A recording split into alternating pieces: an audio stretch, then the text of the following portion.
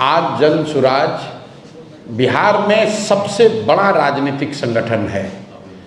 यहाँ पर भाजपा जो अपने आप को बड़ा दल बताती है, उनका अपना आधिकारिक दावा है कि करीब करीब 70 लाख लोग भाजपा के प्राथमिक सदस्य हैं। जन सुराज में अभी करीब करीब 1.25 करोड़ लोग जन सुराज में उसके प्राथमिक संस्थापक सदस्य हैं या प्राथमिक सदस्य हैं, और हर महीने औसतन 3.5 से 4 लाख लोग बाजाब्ता पैसा देकर जन सुराज की सदस्यता ले रहे हैं।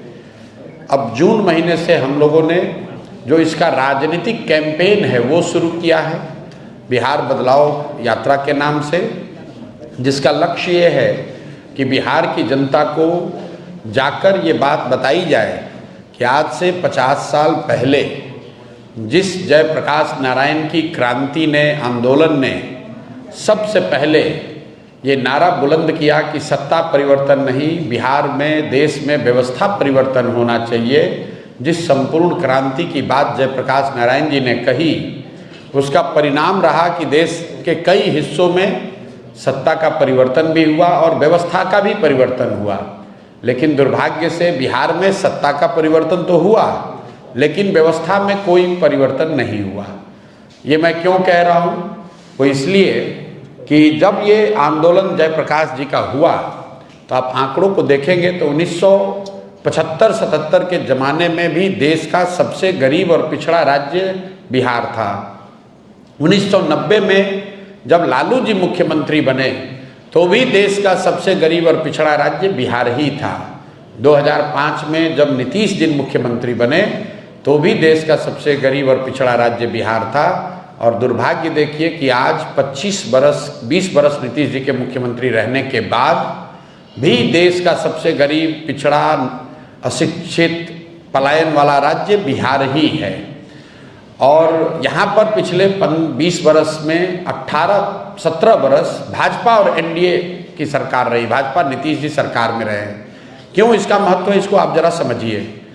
आपने प्रधानमंत्री मोदी जी का भाषण सुना होगा, वक्तव्य सुना होगा, जिसमें वो अक्सर बताते हैं कि 2002 में जब वो गुजरात के मुख्यमंत्री बने तो गुजरात भूकंप की चादर, ये उनके शब्द हैं, भूकंप की चादर ओढ़ के सोया हुआ था, बहुत परेशानी थी। जब मुख्यमंत्री बने तो मोदी जी के शब्दों में लोगों ने उनको कहा कि मोदी जी कुछ हो चाहे नहीं, कम से कम इतनी व्यवस्था कीजिए कि रात में, शाम में जब लोग पढ़ाई करें, खाना खाएं तो बिजली घर में आए। फिर मोदी जी के ही शब्दों में 10 बरस में, 12 बरस में गुजरात में इतनी तरक्की हुई कि पूरे देश में भाजपा और मोदी जी ये कह रहे हैं कि गुजरात मॉडल जैसा विकास होना चाहिए। मैं ये बात आपको क्यों बता रहा हूँ? ये बात इसलिए बता रहा हूँ कि मोदी जी के और भाजपा के शब्दों में 10-12 साल किसी भी राज्य के भाग्य के परिवर्तन के लिए काफ़ी है, ये मोदी जी दावा करते हैं। लेकिन वही भाजपा, वही मोदी जी बिहार में 20 बरस से शासन में हैं, और बिहार जहां 2005 में खड़ा था वहीं पर आज भी खड़ा है। इसलिए बिहार में बदलाव हो, एक नई व्यवस्था बने, लालू जी के डर से मोदी और मोदी के डर से लालू जी को वोट देने की जो राजनीतिक बंधुआ मजदूरी है ये खत्म हो। इसी के लिए सिताब दियारा से, जेपी के जन्मभूमि सिताब दियारा से मैंने यात्रा शुरू की और कोशिश कर रहे हैं कि बिहार के हर विधानसभा, हर प्रखंड तक पहुंचा जाए, लोगों को एक बार इस बात के लिए सजग किया जाए, जागृत किया जाए कि भाई तुमने जाति पर वोट देकर देख लिया, हिंदू मुसलमान बनकर वोट करके देख लिया, नाली गली के लिए वोट कर लिया, मंदिर मस्जिद के लिए वोट कर लिया, 5 किलो अनाज के लिए वोट दे दिया, लालू नीतीश मोदी के लिए वोट दे लिया। एक बार जगो, बिहार में व्यवस्था परिवर्तन के लिए अपने बच्चों के लिए वोट दो, अपने बच्चों के शिक्षा और रोजगार के लिए वोट दो, ताकि बिहार में भी शिक्षा हो, बिहार में भी रोजगार हो, और सबसे बढ़ के जो जन सुराज का एजेंडा है, बिहार से होने वाला पलायन बंद हो। जो 50 लाख लोग आज गरीबी और मजबूरी में अपना घर, परिवार, गांव, जिला छोड़कर बाहर चले गए, वो 10-12 हज़ार के लिए अपने परिवार के साथ रहना उनको सुलभ नहीं है। वैसे लोगों को साल भर के अंदर बिहार में वापस लाया जाए उनको 10-12 हज़ार का कम से कम रोजी रोजगार की व्यवस्था की जाए।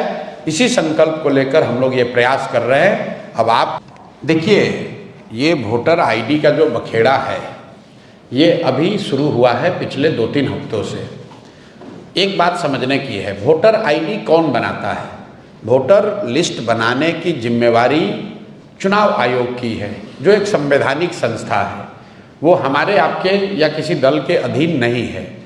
हर साल उनका काम है कि जब भी चुनाव हो तो एक संशोधित वोटर लिस्ट बने, उसकी शुद्धता, उसकी स्वच्छता बनाए रखना चुनाव आयोग का काम है। अभी 1.5 वर्ष पहले बिहार में चुनाव हुआ, पूरे देश में चुनाव हुआ। उसी वोटर लिस्ट से देश की पार्लियामेंट का जो सबसे बड़ा सदन है, इस देश का लोकतंत्र का सबसे बड़ा मंदिर है, जिसके जरिए यहाँ के प्रधानमंत्री का चुनाव हुआ है, उसी वोटर लिस्ट से उनका चुनाव हुआ। अब आप कब बता रहे हैं कि वो वोटर लिस्ट फर्जी है, तो क्या चुनाव आयोग ये स्वीकार करने को तैयार है कि जो पार्लियामेंट का चुनाव हुआ जिसमें मोदी जी प्रधानमंत्री बने, वो वोटर लिस्ट सही नहीं था? क्या वो फर्जी लोगों के वोट से बने? और अगर लोकसभा चुनाव के बाद से फर्जी लोग आ गए, जैसा कि बताया जा रहा है सूत्रों के हवाले से कि नेपाली और बांग्लादेश के बहुत सारे लोग बिहार में वोटर लिस्ट में अपना नाम घुसा लिए हैं या बिहार में आके रह रहे हैं, तो इसका दोष, इसका जवाब भी एनडीए की सरकार को ही देना होगा।